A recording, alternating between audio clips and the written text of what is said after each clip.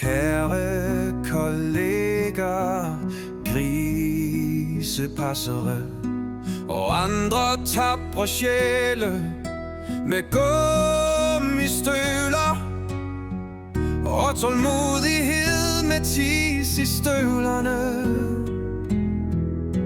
I dag skal vi synge om den ædle kunst at flytte søer i farstad. For jo, der findes mange udfordringer i livet. At lære sine børn at tælle, samle IKEA-møbler, men intet slår at prøve at forsøge til at gå samme vej.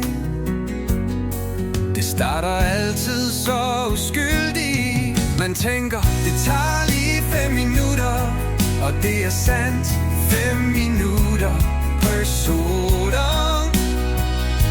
Man prøver at være rolig, man snakker pænt. Kom så lille ven, den her vej. Men søerne, de har en plan, en hemmelighed.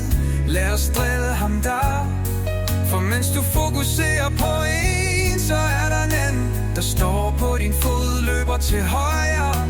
Så står 2 andre bag dig og planlægger et kup. Vi skubber ham det, der giver os mad. Pludselig er der allerede har booket plads i næste farsti. Man løber, man sveder, og man bander lidt for sig selv. Men man gør det med kærlighed, for ingen dag er kedelig, farestalde ved. Og så er der altid den ene, der bare står og glor på en, med det blik, der siger, hvad glor du på? Det er dig, der er på arbejde her. Men når man endelig har flyttet alle sammen, står man der dækket af lort, tisser med lidt halm i håret og følelsen af sejr.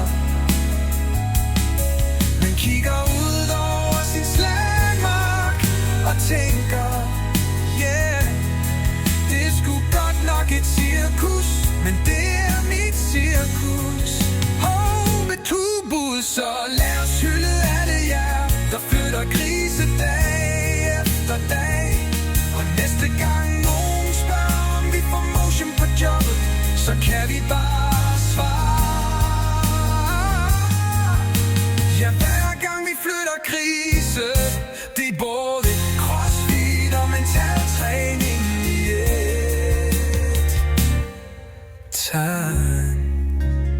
Tak for jeres tålmodighed.